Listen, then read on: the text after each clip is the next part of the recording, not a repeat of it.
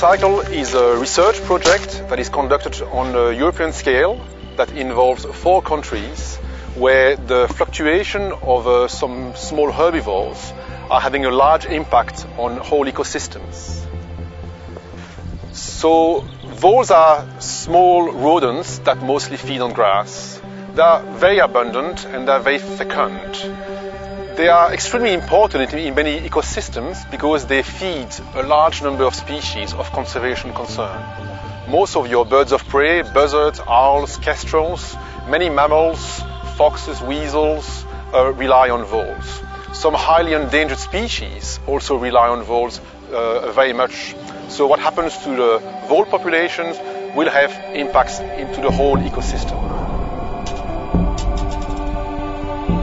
There is a fascinating and striking change that has taken place in a number of countries of Europe, where those vole populations, or lemming populations also, used to fluctuate in a very regular manner. There was a cycle. Every 3 to 4 years, you would have very high abundance of those species. Recently, that cycle fluctuation has been changing, has become less and less pronounced.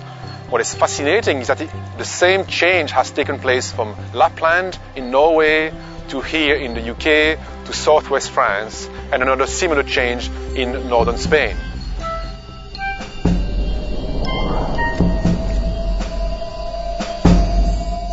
Within the Ecocycle project, I'm one of the demographers of the team.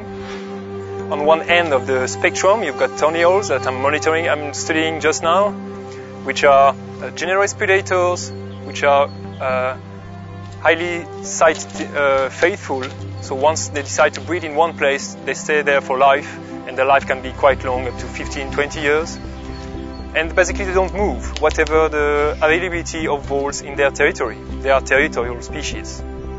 Okay, on the other end of the spectrum, you've got species like Arctic fox, for instance, or Montagus harriers as well in farming landscape across Central Europe, which are basically tracking, seeking for the best place, the hot spot in terms of vole density for breeding. And therefore, they can travel from one year to the other, from one breeding season to the other, to the next breeding season, several hundred of kilometers, sometimes more than 500 kilometers.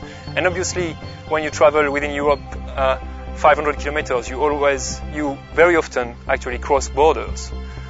So this is another reason why our project Ecocycle has to rely on a European partnership.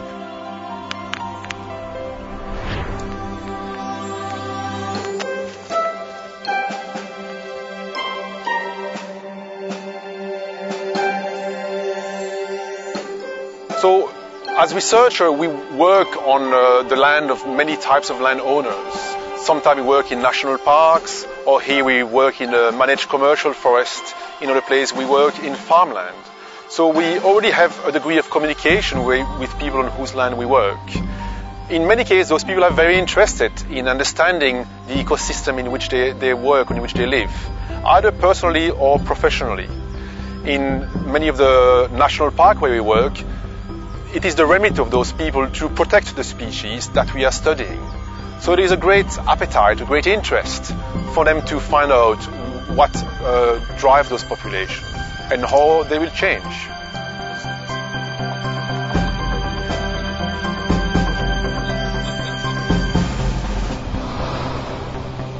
We generally have an update with Xavier about once a year, where he makes us aware of some of the other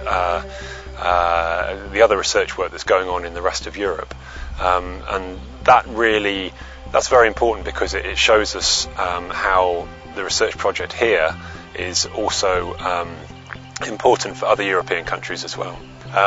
We don't necessarily change a great deal with the information that we get, but the information he provides us, the research we're involved in, means we have a better understanding of the forest as an ecosystem. But also that high quality research like this is quite rare, and that we'd like to see it continued well into the future.